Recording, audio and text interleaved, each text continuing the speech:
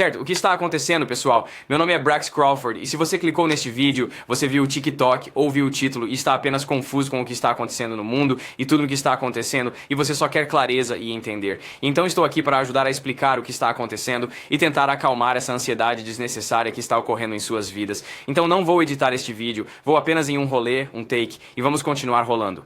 Agora, eu ouço todas essas pessoas, só por causa do conflito entre Rússia e Ucrânia, as pessoas acham que estamos nos tempos do fim, então eu vou definir o que são os tempos do fim e meio que explicar. Então, os tempos do fim são o período de tempo em que esperamos que Jesus volte uma segunda vez.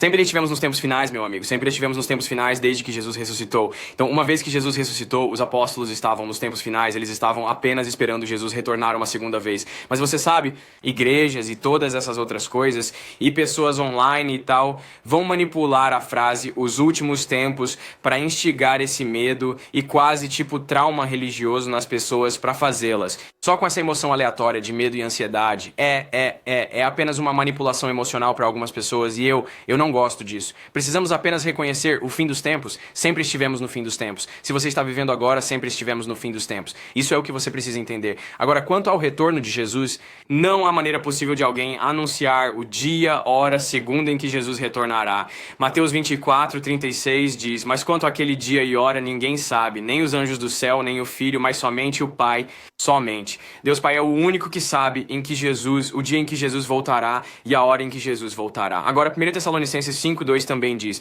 pois vocês mesmos estão plenamente cientes de que o dia do Senhor virá como um ladrão à noite. Então, enquanto Deus Pai é o único ser que sabe quando Jesus voltará, diz em 1 Tessalonicenses capítulo 5, versículo 2, que Jesus virá como um ladrão à noite. Um ladrão nunca anuncia ou faz um grande gesto sobre o dia e a hora em que planeja roubar algo. Ele simplesmente vem e vai. Ele entra, sai, rápido, certo? É isso que está dizendo. Jesus vai voltar como um ladrão à noite. Ele vai nos surpreender, certo? Então, é isso que está dizendo. Então, não deixe que se houver um pregador ou pastor ou evangelista dizendo a você o dia e a hora em que Jesus vai voltar, não ouçam eles, é um monte de besteira, não escutem eles. Não há como qualquer ser humano nesta terra dizer o dia, hora e segundo que Jesus retornará.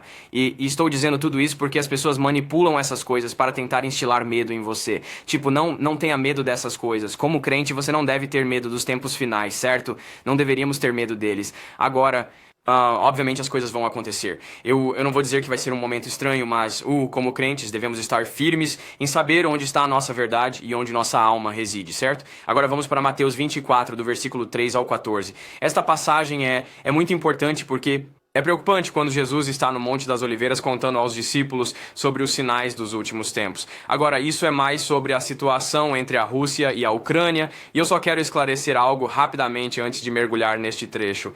O fato é que guerras sempre ocorreram. Por milhares de anos houve guerras em todo o mundo, certo? Então, um conflito mundial ou um Rússia-Ucrânia, guerra agora. Isso não deve nos amedrontar e nos infundir esse medo pensando que, sabe, que é o fim dos tempos e que Jesus está voltando e blá, blá, blá, blá, blá.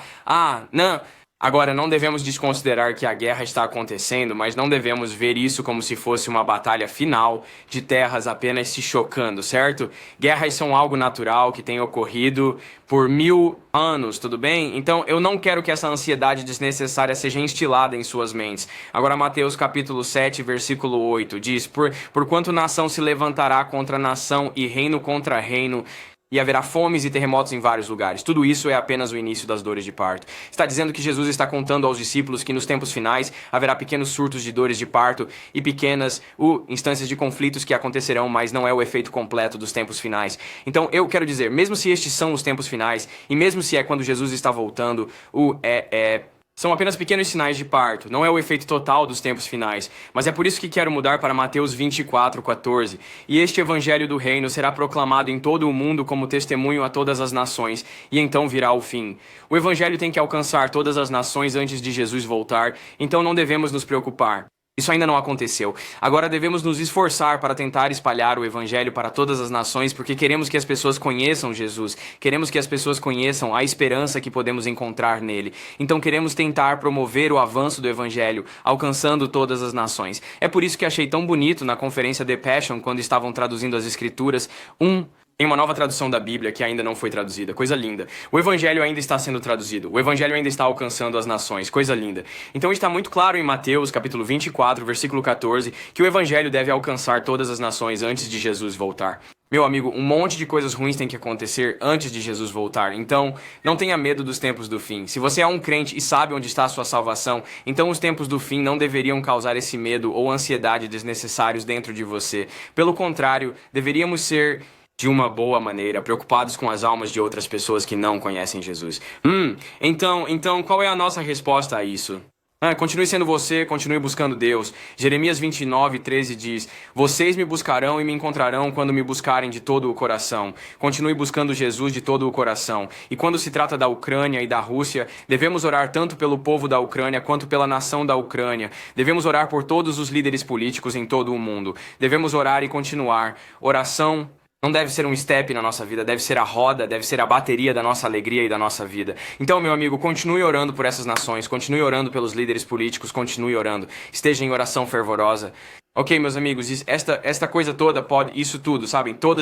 Essas pessoas confundindo pessoas e infligindo esse medo desnecessário pode ir por um de dois caminhos. Podemos ter pessoas desnecessariamente ansiosas e com medo de diferentes eventos, ou podemos enfrentar isso de frente e descobrir qual é o problema e resolver o problema por, sabe, unir-se e unificar. Agora, não quero desconsiderar os problemas. Esses problemas não devem ser desconsiderados. A guerra é algo muito real. Devemos orar, como eu disse, pela Ucrânia e pelos líderes políticos. E não devemos ignorar o que é. Mas não devemos exagerar e transformá-lo em algo que não é.